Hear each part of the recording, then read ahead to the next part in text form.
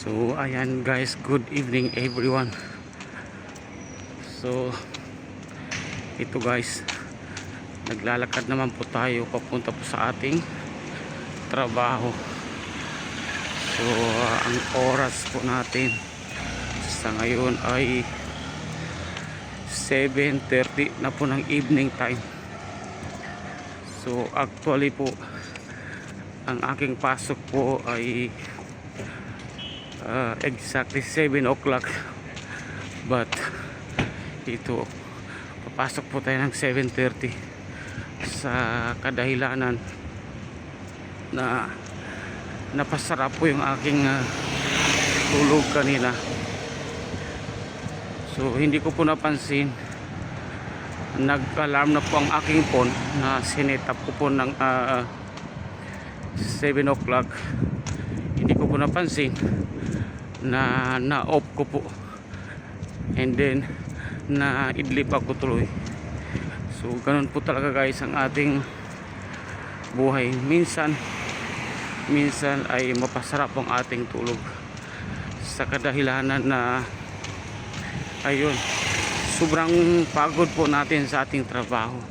Yun po talaga ang pinaka-reason na sobrang pagod po natin sa ating trabaho.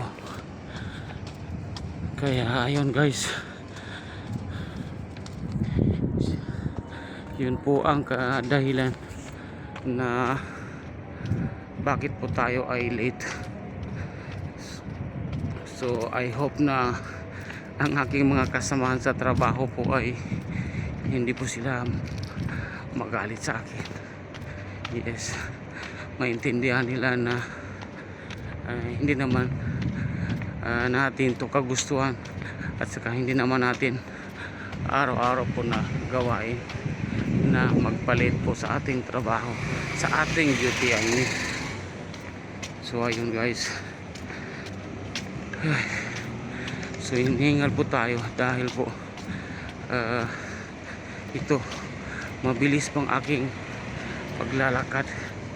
So ito, dito tayo dadaan sa mosque. May mosque dito na malapit sa aking trabaho.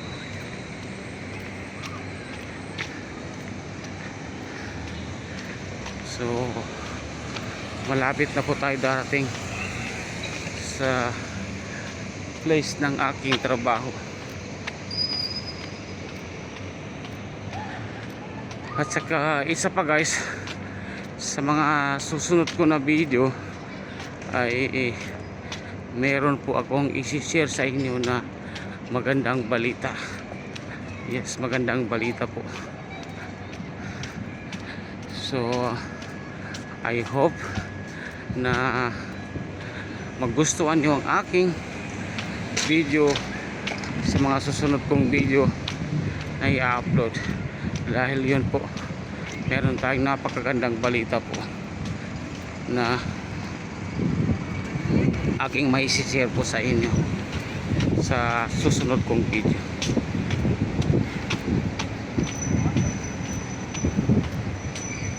So dyan po guys, sa building na yan ang aking trabaho, ng place ng aking trabaho. Kaya malapit na po tayo guys. Yes, malapit na po tayo.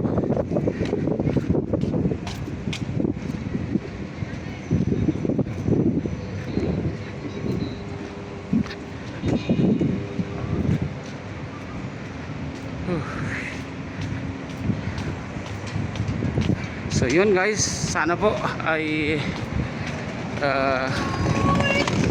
ayan, may mga bata dito na naglalaro sa harapan ng shop na kung saan ako nagtatrabaho. So ito na po guys, parating na po tayo sa aking trabaho. So yun lang po guys, thank you so much, and God bless us all, and mabuhay po tayong lahat. So nandiyan na po si Air